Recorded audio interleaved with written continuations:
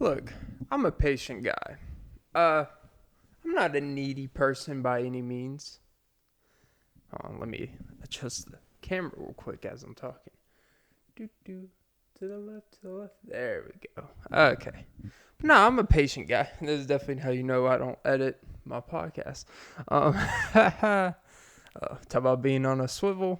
But speaking of pivoting, yeah. So you would think something as simple as waiting,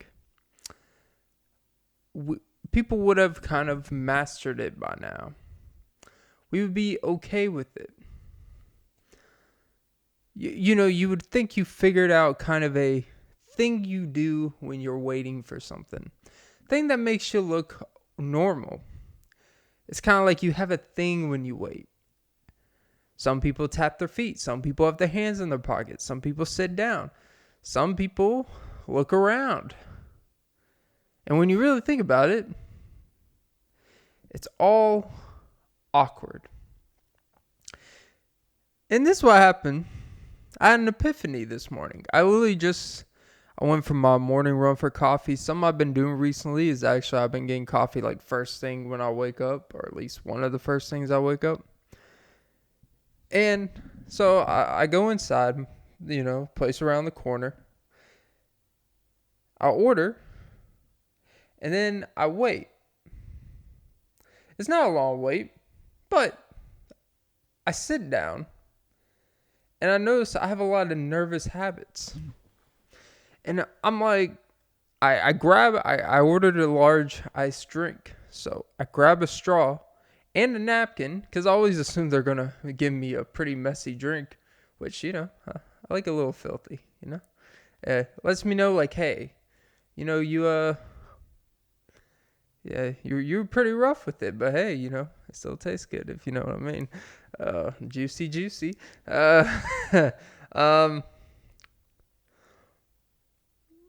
Like, I actually, I'm someone, I actually don't like it when my products, whether it's food or drinks, I don't like when it's perfectly neat. I don't like it when it's so crisp and clean.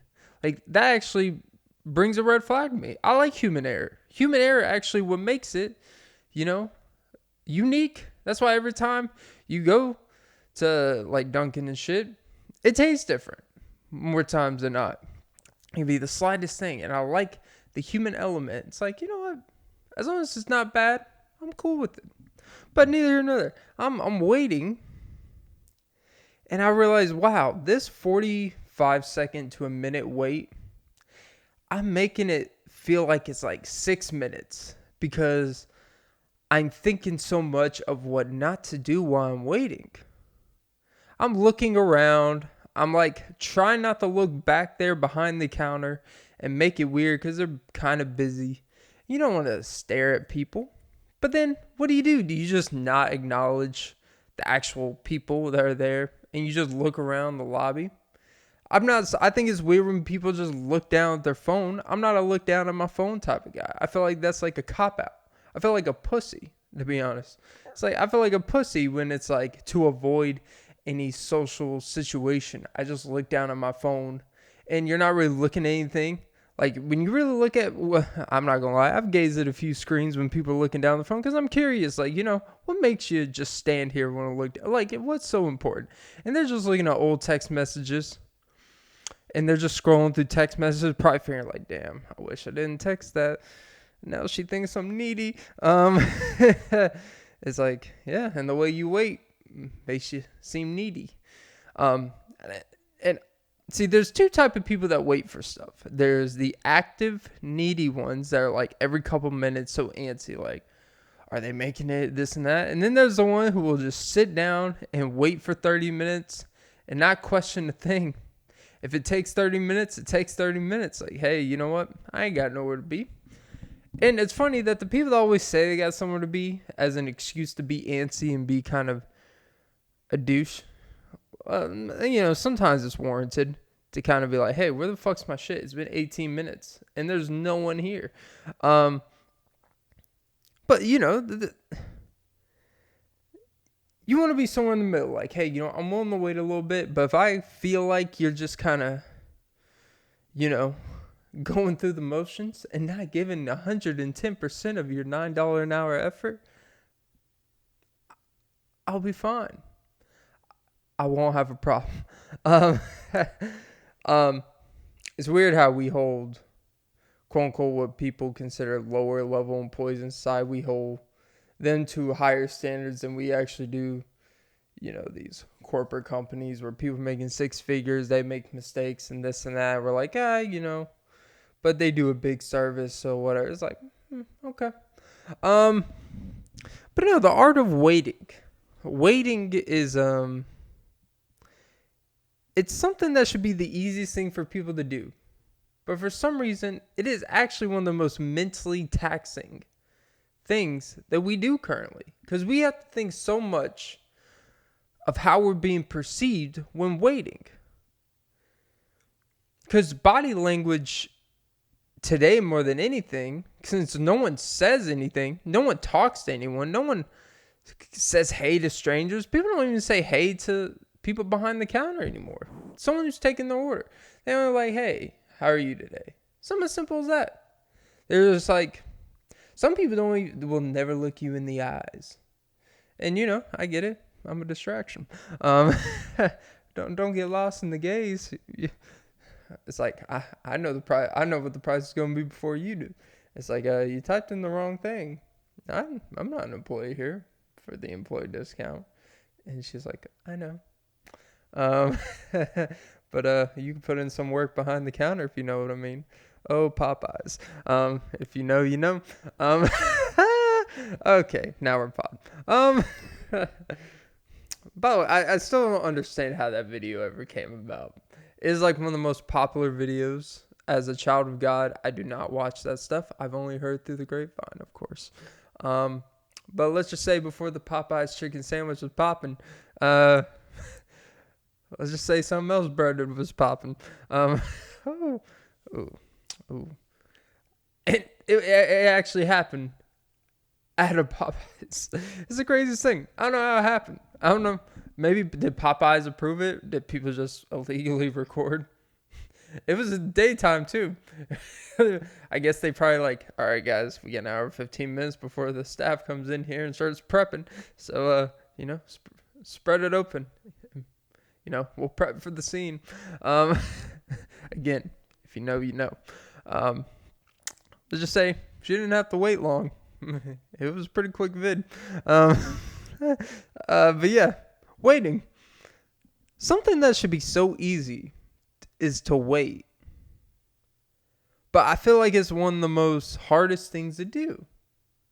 And, I was kind of thinking, obviously because we have this heavy stimulus for everything. We always feel like, it's weird that we're quote unquote the laziest generation ever.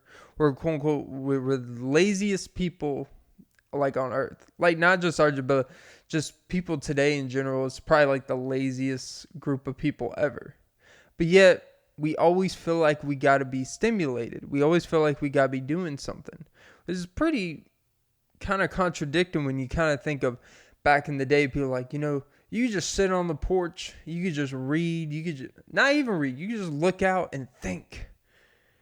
That's all we did back in the day and all this stuff. And it's like, so you did nothing. So you just sat there and did nothing. Sounds pretty lazy to me. Now, look, I think there's value to actually being in your own thoughts, not being on the internet and shit like that. Like, I actually think setting time to literally just, I don't even want to say do nothing, but do something that just makes you think to yourself and that only. I think there's a lot of value, especially whatever is going on the most in society or whatever is kind of the most prevalent. It's always good to kind of like do the opposite to kind of balance yourself out. Like with this heavy stimulus, like you could always be stimulated in a lot of ways. So it's always good to just be like, I can just sit there by myself and be fine. I could just sit there and eat my food without listening. Something as simple as listening to my food without listening, or eating my food, listening to my food. I can eat food without listening to music. I can eat food without being on my phone. I can eat food without checking emails or doing work. Like there's something to just doing a simple thing that's just an enjoyable experience of lacking, of just doing nothing essentially, or at least nothing that's over the top exerting energy. Jeez, this is a pretty long open, but hey. But when I was sitting there waiting, see, when I wait for stuff, I immediately sit down at a nearby table, kind of like near where the pickup counter would be. And I like grab a straw, I grab a napkin as just type of a habit. I sit it down the table. And then like an idiot, when I go up and get my drink, I say, well, thank you. And then I grab another straw, forgetting that I already grabbed a fucking straw that I put on the fucking table. And as I'm walking out, I'm like, oh, now I'm about to leave trash, technically, and leave an unopened straw and a napkin on the table. Because on the way out, I grabbed another straw anyways. So then I feel guilty. And the previous straw that I put on the table, I grabbed that straw and put it back in their condiment section area where I grabbed it from. And some people just throw it away. It's like, I'm not going to waste your product. And I felt like it just shows, and I'm like, wow, I can't even wait correctly. I grabbed too many straws. I suck. Kind of like you with a straw. But this is a straw that broke the opening of this pod's back. So yeah, I guess the moral of waiting is it is fucking hard. We can't even wait right. Look, I'm a great waiter.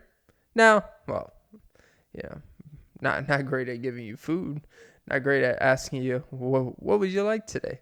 But I am one of the most patient human beings when it comes to waiting at places. It may not sound like it when you see me bitch about shit on here.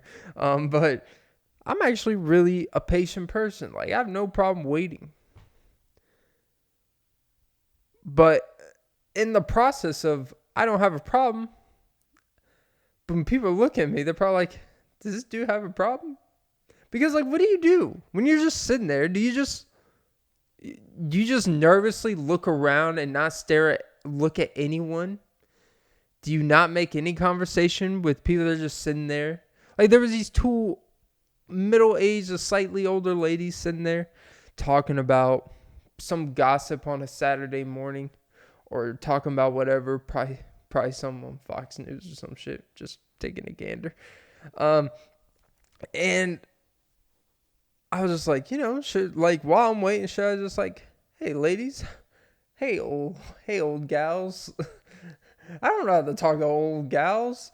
Like, hey, you enjoying your blessed morning? I don't know what to say to people. I don't know what to say. Like, I barely even know what to say to people my age. Like, older people, like, it's weird because older women, like, I'm talking about, like, when they have like gray hair, white hair and stuff. Like, Jesus, here we go with the gym. But, like, the gym, like, they're very nice. They're like, oh my God, like, you're so, like, they always say, you remind me of my grandson. And, like, it's like, your grandson's like 9. Just doing the math here. And, there's something like they always feel like, oh, you're like a throwback. You're like a James Dean. It's like, well, the James Dean of my generation. He was getting things thrown back on him too. Just a little bit different. Again, if you know, you know. You already know. Waiting is hard though. Waiting in life is, for the long term thing, is hard, but it's easy to wait for things long term because you're like, it's a process. Like, you're calm, you go about your day. Like, you know what? If I just continuously put the work over time, blah blah blah, and I wait for the effort and time I put in, it'll come back to me. When you're waiting in such a confined time, you got to think of, how do I fill my time for the next minute and a half without being a fucking weirdo? And God forbid if there's other people waiting for shit too. Because, like, you look at them, they're looking back there. You got some people that are hunched over the counter, like, like kind of keeping an eye out, like this antsy motherfucker. Then you got people that are laid back. Then God forbid you're like, you know what? Maybe I'll just go to the bathroom, even though I don't have to use the bathroom, to fill in the next minute. And when I come out, my stuff will be ready for me. The worst part is when you do that, You sitting there for a minute and you just kind of wash your hands, maybe check in the mirror for a little bit. You ain't have to pee. You pretend you got to pee. You're like, maybe I do have to pee. You whip up your dick. You're like, I don't have to pee. And then you walk out and then it's not ready. Then the awkwardness within you is a little bit different. But I don't even think it has to do with personality. I just think today, regardless if you're outgoing, regardless if you're a very social person or not a social person, waiting is one of the most weirdly stressful things you will do in a day. I think that's kind of like the real reason why we're in this everything has got to be so immediate gratification, because waiting is a stressful thing. Like waiting for your vehicle to be fixed. That's a stressful thing. It's only, let's say something small. Let's say, all right, 2.5 hours for this to get done. It's like, that's a stressful thing.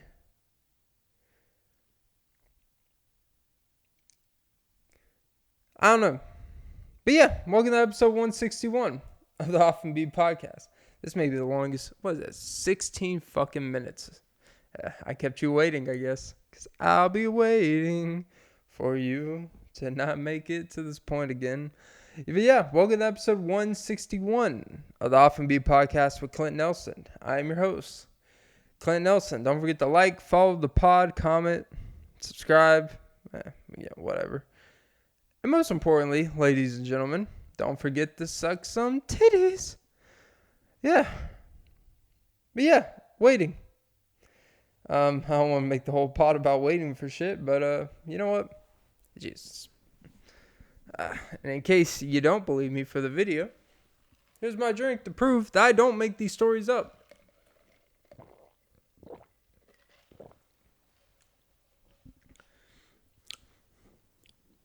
God, people would think like, oh, for you to do, even though I don't do as many episodes, I don't do 5 or 6 episodes a week like the old days.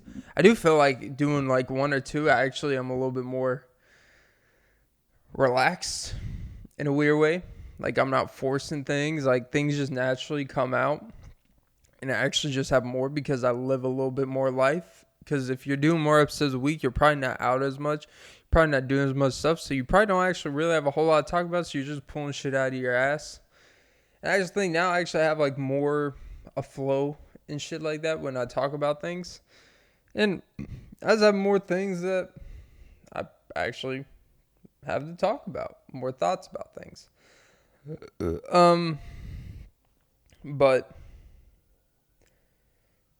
yeah. Yeah, it's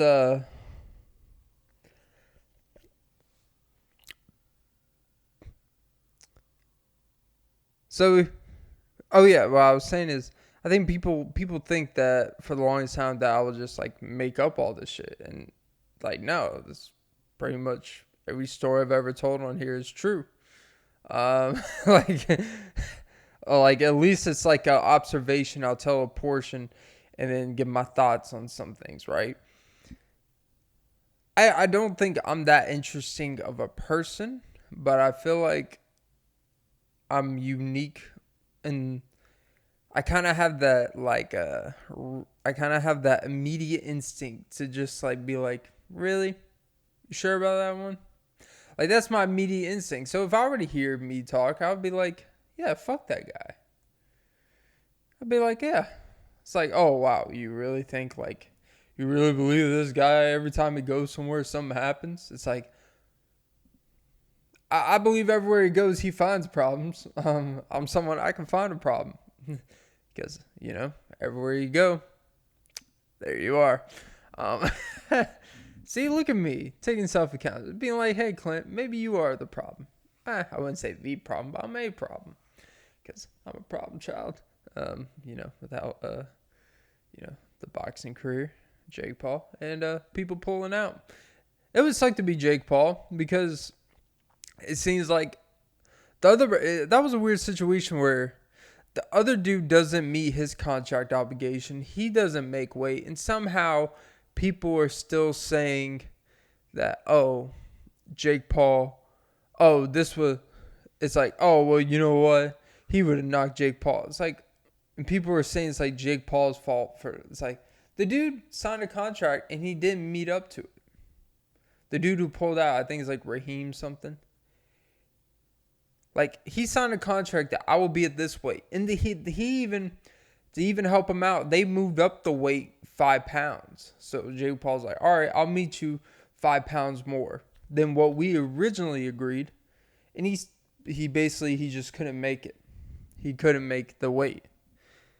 And for some reason, people are still saying that, oh, Jake Paul, this. It's like, the other dude didn't meet his contract obligations. And he pulled out of the fight. I don't know. It was just like, it's kind of, not frustrating because I'm not like, but weird thing where people always blaming. Because if the roles were reversed in that situation, people are like, oh, well, Jake Paul, if you're going to be a boxer, you know, this is part of the game. You got to be able to cut weight. You got to be able to meet weight and all this stuff. But then when the actual quote-unquote pro boxer doesn't do it, or then all of a sudden it's all these excuses for them type of thing. It's a weird thing. Like, we can't differentiate, like, disliking a person, liking a person, and just situations that holding people accountable for not doing what they're supposed to do or meeting their obligations, so it fucks up the situation. And that's the case for the person he was supposed to fight. But yeah, I don't really have a whole lot to say about that. I just kind of found that interesting. But yeah. All right, so now let's get to the meat and bones. I did a little poll, small little poll where like literally 2 or 3 people. Look at me being a surveys, being like the Census Bureau.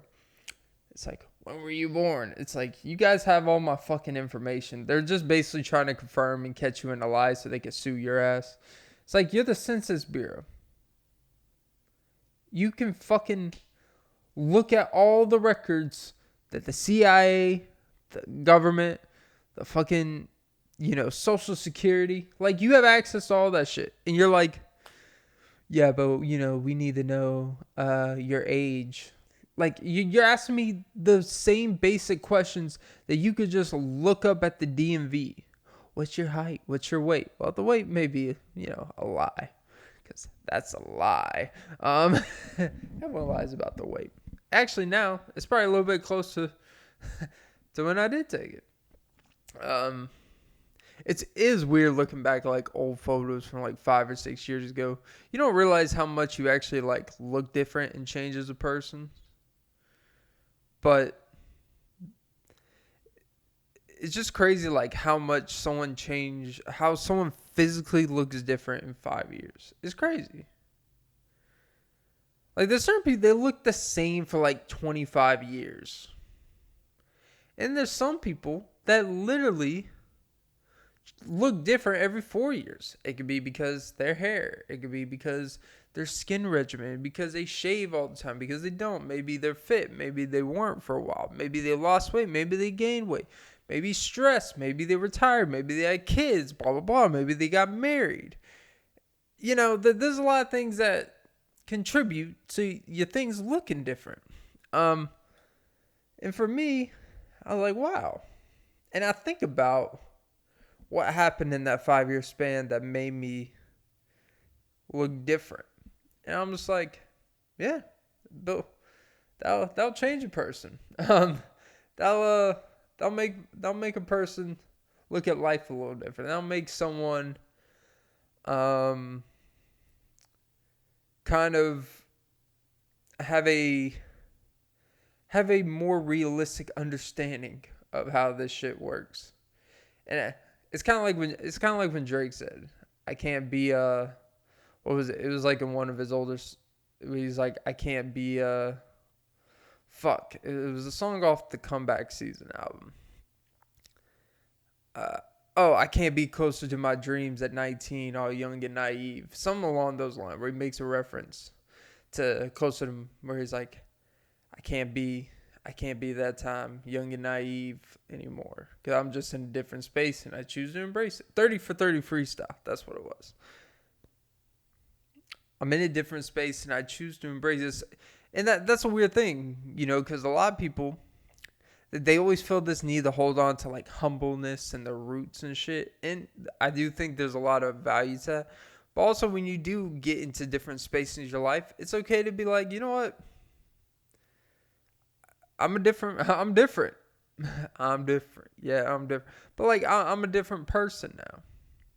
I'm not gonna be one of those people where it's like, hey, I make 40 million a year, but once in a while, I like eating that Del Taco too. I'm just like you. Drake literally said, to me, Benihana is pigeon food. For a lot of people, Benihana is like their once a year birthday bash that they bring their friends so they can split the bill because they can't afford it themselves type of bill. All right? To Drake, that's pigeon food. He said it. All right? I don't know if you've seen pigeon food. It scraps. He's saying the Benihana is like, to someone like me, the Benihana would be like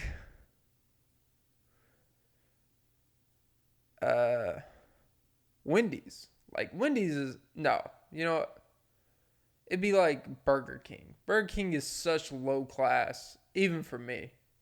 And I'm not saying I've never had Burger King, but when I eat Burger King, that's when I'm like, okay, I need to make changes in my life. That's when you've hit the bottom. I just start from the bottom. No, I'm here. But yeah, look, you look at, I'm in a different space and I choose to embrace it. Now, what's that space? I don't know. That's subjective. It's kind of like when someone says, I'm just in I just need to find my spiritual well-being. It's like, do you even know what spiritual, well, or being means? Separate or all together?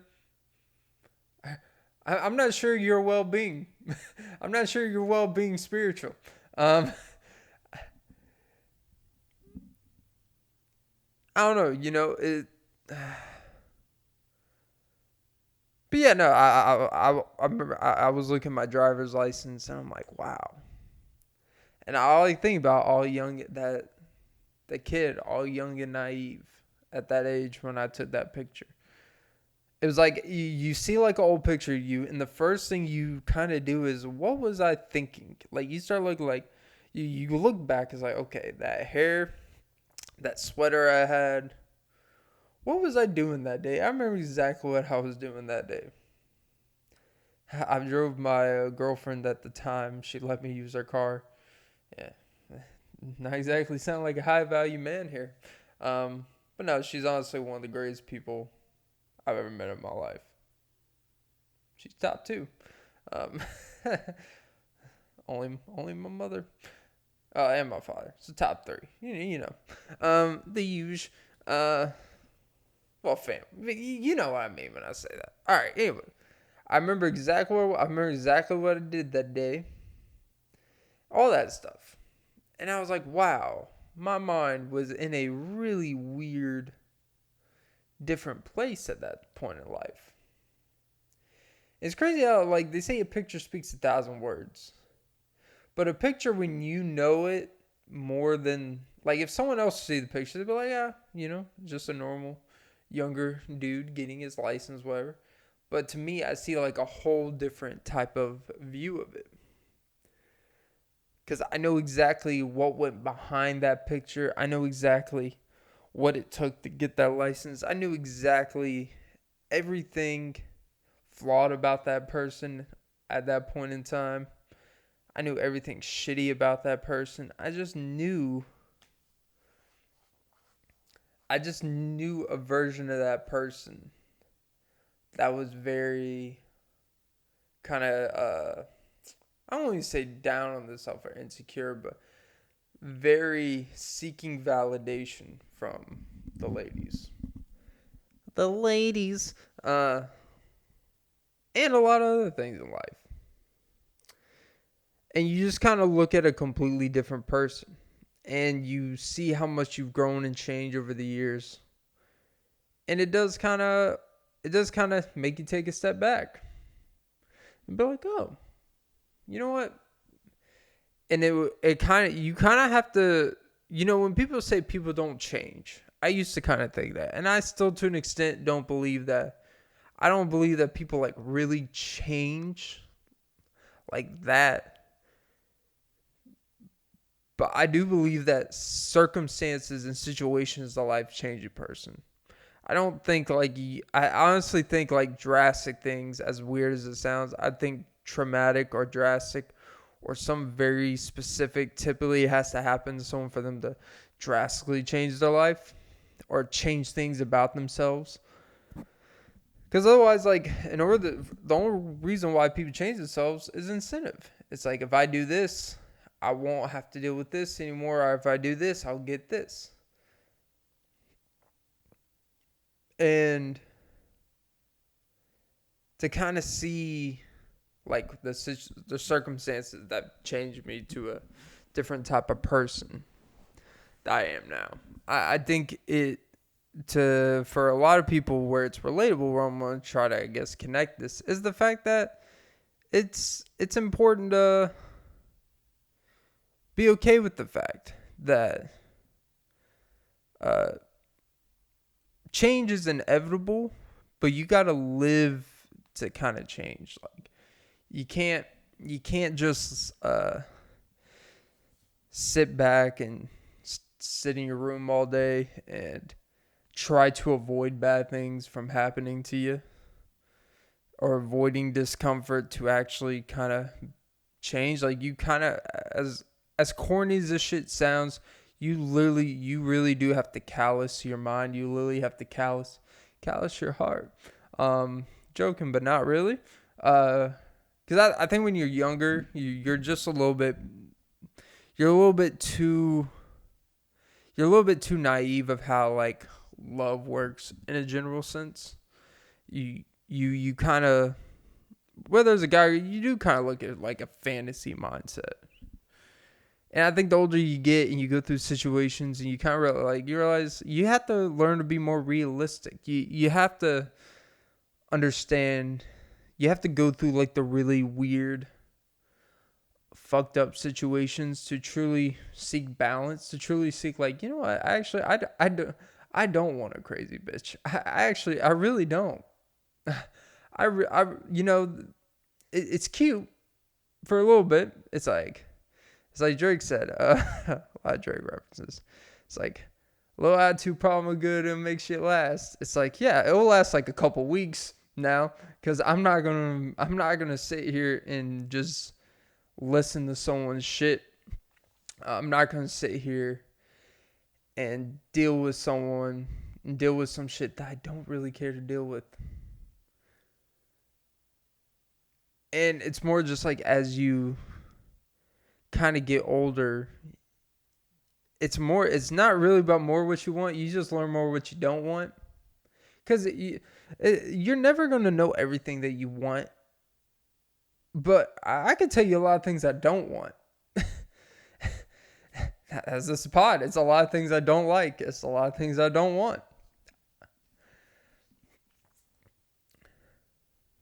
But yeah. I don't know. Anyway, I guess back to the Genesis. Went on. Woo, Clint. But yeah, no, I do think that it's crazy how when you see a picture of yourself, all you think about is literally you get into the mind of where you were at that time, and you're like, wow. I'm not surprised that I thought that way, but I definitely was like, damn, I wish like I would have, I could have avoided a lot of weird situations. But yeah. But anyways, all right. Now back to, anyway, so I did a little poll at work of 2 to 3 people. And, because the situation happened. This is 100% true. Yes, it happened at the gym. I'm not even joking. It seems like the gym is like the hub of weird incident. It's like the gym just gives me content that I don't have to work for. It's like, I'm going to go there anyways. You guys have to do nothing for me. You guys are doing a lot for me. You guys are doing a lot more for me than I'm doing for you. You're letting me abuse your weights. You were benefiting me. Like, you could honestly charge me $150 a month, and I would pay. Like, that's how beneficial you are to me. Well, $150, I'll probably go to a better gym, to be honest. It's a good gym for the price. But $150, first of all, it's absurd to pay more than like $45 for a membership. Like, if you got the pool, and it's like an LA Fit where you got a pool and all that shit, cool. I guess they got a lot of shit. But I'm not paying more than, like, I pay $25 a month. It's pretty reasonable. You know, it's pretty standard. It's a 24-hour gym. It's convenient. Whatever. But, anyways. So I'm sitting there. You know, yesterday was, I call it the fun day. I call it the really non-essential to your actual body strength day. It's literally just more for, I don't even like to use the word physical aesthetics, because if you're physically aesthetic, that means, you know, you're doing something right. Like, you're doing pretty good work or something. But it's essentially like, it's not my favorite day. Like, I actually don't like doing biceps. Biceps is actually like the stuff I do the least amount of work on. But for some reason, I got the most visible results. It's a weird thing. But yesterday was like back, biceps, triceps, forearms, you know, a combination of those things. So it's literally arm pump day. If you know, you know. It's basically the day you go to the gym and you're like, I'm going to leave and look like Chris Hemsworth Instagram Thor picture of like the last scene when the big one that went viral of in peak form where he's like taking a picture next to whoever on the set of Thor, or Christian Bale on set Thor, and his like fucking arm is just like fucking veins and jacked to the gills, like bigger than ever. And if you know, you know. But so I'm sitting there and I'm doing some like forearm curl drag shit, whatever. And a woman, about her probably mid to late 30s. She's actually a pretty attractive gal. You know, nothing like that. She typically goes in the afternoon, or on the weekend she'll go in the morning. Like, it's weird when you go enough. It's kind of like with people you work with. You kind of know people's schedule without even trying to know their schedule. Because if you just work in the same area as people long enough, you know, it's like, oh, they're never here on Friday and Saturday. Like, oh, they're here on these days. Here, like, because if you're there those days and they're there, you're going to naturally be like, oh, I'm going to probably see this person today. You may look forward to work. You may not. Depends who it is. You may wear certain things if someone's there. You may not if someone's there. But no, you know, she seems like a go-getter. She seems like someone who takes the gym seriously type of thing. She seems pretty nice.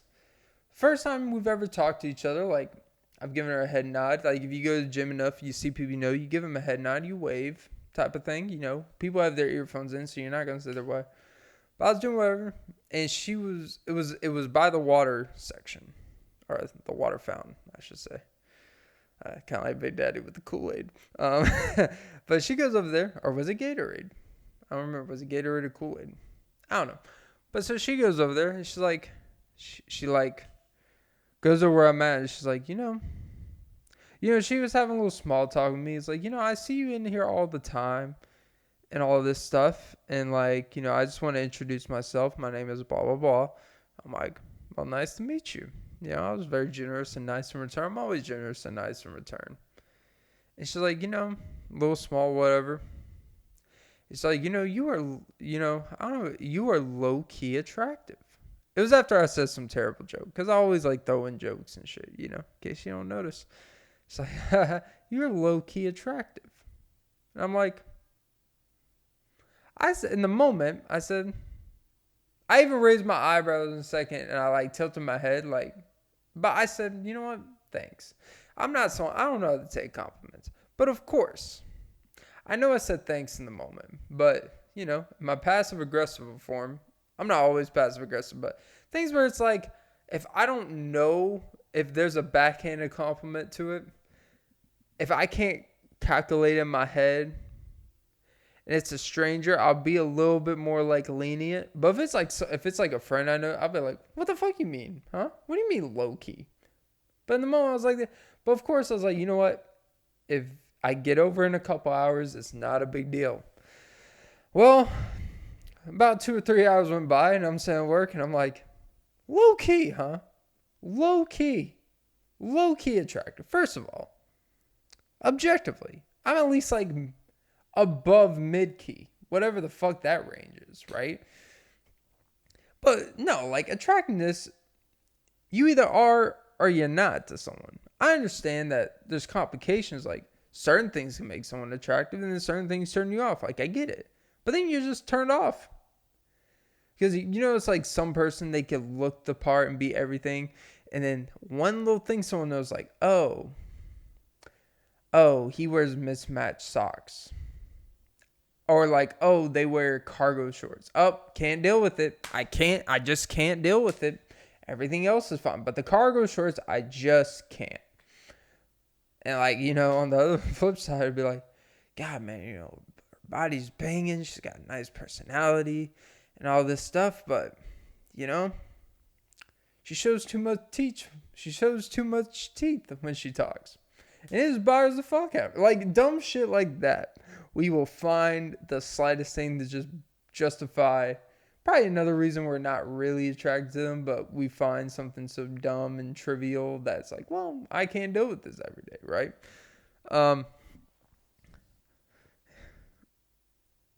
And I was like, low key attractive, huh? Because here's my issue with low key being low key attractive. It basically means it's like, it's like, first of all, that person feels some admiration and special about themselves. Where they're like, you know what? I see something in you that the rest of the world doesn't see. Or that most others don't see. It's like this, I understand you more than you understand you. It's like, I don't think you do. I'm not saying this one in particular. But, because I think she meant well. But low key, it's like, it's like, it's almost like, if you just tried harder, if you actually like got a haircut, essentially, if you like trimmed your beard up, if you just dressed a little better, if you just made yourself look more palpable to the masses, like, it would not be low key. That's my interpretation. It's like, well, let me tell you, the mass is pretty low key right now, I guess, because low key, your boys getting low on their keys. Hot cross buns. Oh, talk about hot crossing those buns. Hot cross buns. 1, 2, 3, 3, 2, 1, 1, 2, 3. Take your finger out of the hole though. Remember. Remember, keep the thumb in the booty hole. Playing a recorder is literally like playing with the booty hole. You just like in and out, let the air seep in. Different noises for, whether you do the first, second, third, or fourth. Okay. Anyways, that's a starry night. Okay, but low key, and I asked someone, and of course, asked a guy, and he's like, yeah, that is kind of. It's almost like we don't know 100% what to make it. I asked the guy, he's like, yeah, I don't know. Like, if someone told me that, I'd be like, you're not mad about it, but it makes you think like, what are you really trying to say? But then I asked a girl, and of course her perspective was different, and she said, she's just flirting with you, but she doesn't want to be like overbearing with it. Like, just come out like, wow, you're so attractive, because then it puts you in a weird precedent. Like, all right, like, where you say you're low key attractive, it's kind of like cute, it's kind of under the table. Maybe you do a few things under the table, because I'm a flirt. Soon as I see you walking in the club, I'm gonna stick a toothpick in your club sandwich and flirt. Welcome to Cheesecake Factory. I'm your waiter. Um, but yeah, it's low key though. And for ironic, low key, it was like really getting under my skin. It's like low key attractive. Low key. Is it a backhanded compliment? Is it a real compliment? Is it a, hey, you know what? If you just did better for yourself, you would be just attractive. But I understand, like, if you're, and I think what I was trying to get a gauge I got from a girl, like, she was kind of, it's like, well, you also got to think, she didn't say it's direct, but I kind of indirectly, if you, like, if you're at a place where you're gonna see someone a lot, and obviously I see this person a good bit, she sees me a good bit, we're both regular gym goers. Let's say it's someone at your job, you're gonna see this person a lot.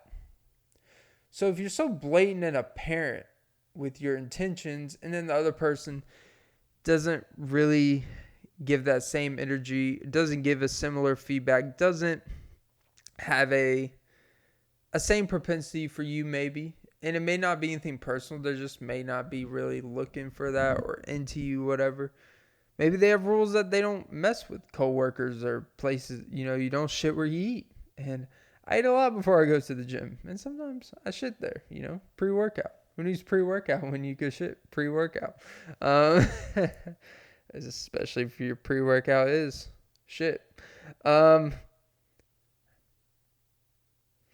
but so you kind of have to like have a feeling. You can't just be like, I want to grab your dick right now. Because you know what? I may be like, I gotta go to work. And I wouldn't be lying. Um, and it's like 4:45 p.m.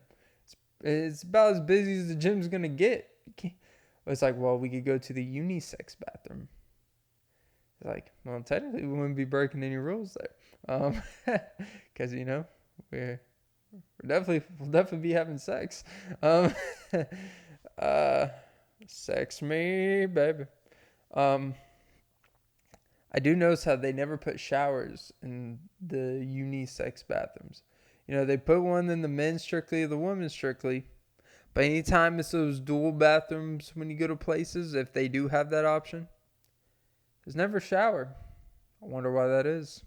Um, um, you'd be having a lot of different type of body washes and shampoo people leave there.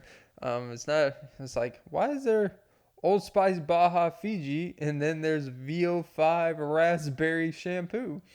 It's like, get the best of both worlds. This whole thing's a wrecking ball. But no, I'm trying not to, like, I'm a little bit more at ease of it today. I had a day to think. It's the best thing to sleep on things. Like, if you're going to think about something that's festering you, sleep on it. You'll probably wake up the next day, maybe it's on your mind, but maybe you'll thought about it. It's like when you study the night before a test. You're supposed to study the night before because the stuff that you study and stuff, you're not going to remember it the next 5 minutes after you learn it per se. But then the next morning when you look over the study guide, when you have a test an hour and a half, you're going to remember more. Like, oh yeah, this, Winston Churchill. Yeah, he did, play with anal beads. Wrong erotic novel. Winston. But, and I was just sitting there like, hey. I don't know why I said that. Hey. Jesus, I forgot I have my whole fucking drink here before it melts.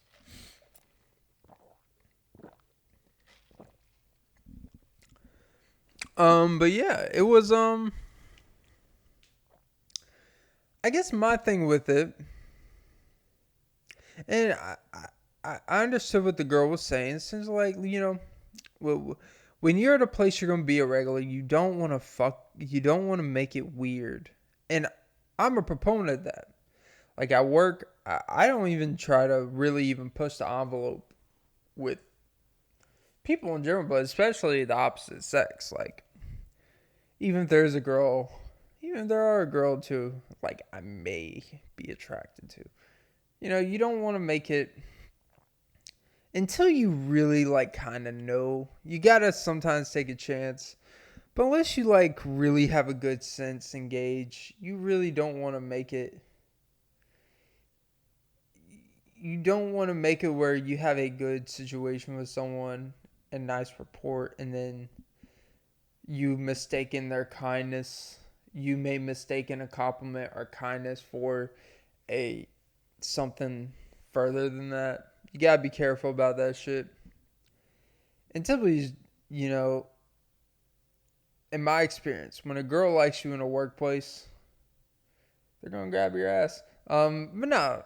Typically, like in a workplace or something like that. So you go if a girl likes you, they're gonna make it basically undeniable. Where basically it's like, hey, dumbass, grab my titties. Um, it's like I would, but HR, and you work for them. Good times. Good times. Everybody want to say it. I just kind of like I get the whole point. Don't shit where you eat. Like don't make it where you gotta leave a few streak marks. You gotta leave a few streak marks on the toilet seat. But you know what? Don't fucking just like saran. Don't fucking wipe your shit all over the toilet seat and have someone sit on it. Like it's okay to leave a little streak. Leave them one or more. But yeah, I get it. Maybe she was just honestly, maybe she was just being a nice gal. Maybe she'd be like, you know what, you can say someone's an attractive being without being weird. But I would say if it's a complete stranger, you're not telling someone's an attractive being unless you want that attraction with you to be being. All right, moving on from that. I'll tell you what else I was thinking about. First of all, I'm all about doing the right thing, you know. But there's one thing I've always kind of found pretty over the top chivalrous. And I'm a chivalry guy. I'm a guy that I'm all about, making sure a woman has a safe, clean space for them to come onto. If you invite a woman into your life, I do believe you should upkeep some things and all that stuff. Like, I get it. I'm not anti this. But what I was thinking when I was taking a piss in the bathroom, in a men's bathroom, specifically, I don't get annoyed when I see dudes missing the toilet. Like guys that pee. Like, let me give you an inside for the ladies out there. Let me give you an inside breakdown of how a men's bathroom typically looks like. Typically, most guys, when they pee, don't even lift the toilet seat up. Because you know what? Why am I going to touch a toilet seat that, like, all right, with the toilet seat down, what does it do? It suppresses my range from, like, what, 15%? Like, all right, like, I'm a grown man. I know how to aim. But hey, you know what? Sometimes, depending on the underwear you wear, you pull down your underwear. If it was slightly tighter underwear, maybe a little shrinked. So you may have to adjust some things. It may come out hot. And that's the thing. Sometimes when you pee, you don't know how hot it's going to come out. You don't know if it's going to be a squirt bottle or if it's going to be like a few like a sprinkler when it's starting up, or it's like dun, dun, and then you finally get into a flow. It finally starts coming through your prostate. Then you have to like walk up, walk back a little, walk to the side, maybe angle it, lift it like a dog. But the thing is it does not, like, I looking like you disgusting beings. But you know what? I get it. Even grown men, we sometimes we sprinkle the toilet seat.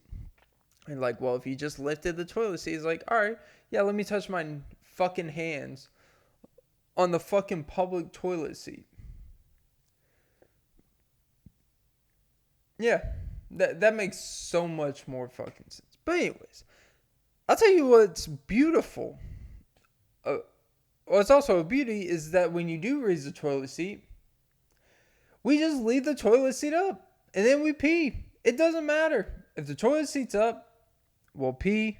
Toilet seat's down and we just gotta pee, we'll just pee. I don't need the toilet seat up or down to justify whether I should pee or not. Like, I'll just pee. Alright?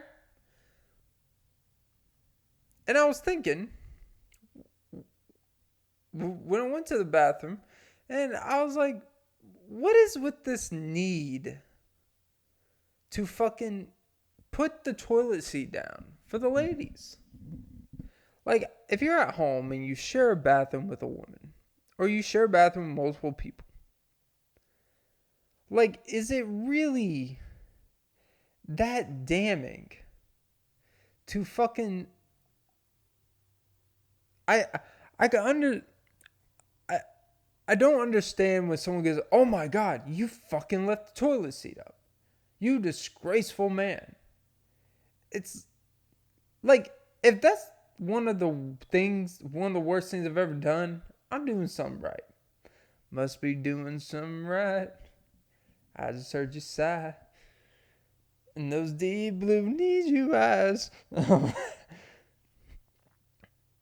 Because, sometimes, like, look, if I leave the toilet seat down and you walk in and there's pee stuff on the ring, yes, fair enough. I could at least wipe it down with some toilet paper, yes. If you're at home and shit like yes, of course. But just leaving the toilet seat up, like, how entitled of an individual do you have to be to feel that when you walk into somewhere, it should just be ready for your ass, your bare naked ass, to feel comforted? The point of a public restroom, is not to cater to your glamorous needs. It's quite the opposite. It's the one place where you can't be judged. Where you shouldn't be judged. Like, when I go pee in a urinal, and then there's toilet stalls, and I hear someone farting while they're shitting, I'm not sitting there like, oh, Jesus, this fucking guy. It's like, yeah, that's typically a natural thing that happens. It's like, you open the airwaves, air comes in and out. Even when you're standing up peeing, sometimes as you're peeing, you're going to fart. And that's totally fine. That's why I don't judge guys when they completely pull their pants and underwear down. They just pee. Like, not my thing. But hey, you know what? You don't want that stench inside your clothes. That shit festers. Like, I'll always say, farting in clothes always smells worse than when you're farting naked. If you're walking around naked and you're farting, it doesn't smell nearly as bad than when you're farting in clothes. Because when you're farting in your jeans or your underwear, it's so secluded. It's so... The gas, literally the gas, it just stenches in there. It just stays in there. In this it's literally like a mason jar. Your underwear is literally like a mason jar for your farts. Like, it can stay there for a while if you really care. And think about it. Every time you fart, if you're wearing, like, let's just say khaki pants, you're going to smell it. And not only that, the smell had to go through your pants. Let's say you have a same khaki pairs for, I don't know, 2.5 years. Let's say you wear on a generous side twice a week. Let's say you wear 7, 8 hours, 16 hours a week. You're telling me you're not farting at least 6 or 7 times a day? You're telling me 7 times a day, you wear it 14 times, 14 times 56. Jesus Christ, you're talking about 2,500 farts. And you think pants are designed to just handle 2,500 plus farts in a year? Are you going to tell me that with a straight face? No, they're going to have a smell to it. Alright? It's like your teeth. I don't care how often you brush your teeth. You could brush your teeth, floss, mouthwash 4 times a day. Great. You can do laundry the second you take your pants off every time. Do laundry and not wear it until it's done. You can brush your teeth, floss, mouthwash, go to the dentist, get a Invisalign. I don't fucking know. Get dentures. If you drink coffee 5 times a fucking day, if you drink soda and things that corrode your teeth over time, your teeth are going to corrode. And your breath is going to smell like it. I don't care all the cover up you do. I can still taste it, baby. So yeah. It's okay to fart. And it's okay to leave the toilet seat up. Stop feeling this guilt. We're human beings. Alright? I don't need you to guilt me. Low key. Alright. I guess I'll cap it off there. That was a pretty rough one to get through. I forgot to tell you, I'm recording this on August, not that it matters now, but recording this August 6th, 2022. And at the end of this pod, it's 10:29, so that means I start recording around 9:30-ish. Alright, guys. That is episode 161 of the Off and Beat podcast. Remember, keep your farts. It's okay to fart. Your pants is what it is. Don't forget to like, follow, comment, subscribe. Hit the notification bell. But most importantly, ladies and gentlemen, suck some titties. And, stay true to yourself out there. Low-key attractiveness, farting, peeing on the toilet, sitting on the toilet, and waiting is a bitch these days, and choosing to embrace who you are as a person. That is kind of the theme and moral of today's pod. Find a lot of gems in there. Wasn't on my A game today, like a B- game, but hey, you know what? Try to record a couple of days, kind of my off day, unless I decide to not make it my off day, if you get what I'm saying. I literally mean I just might go to work. That's it. I'm going to try to record 3 pods today. One now, one after the gym, and then one later tonight if I'm really feeling spicy. All right, guys. Have a great day. Oh,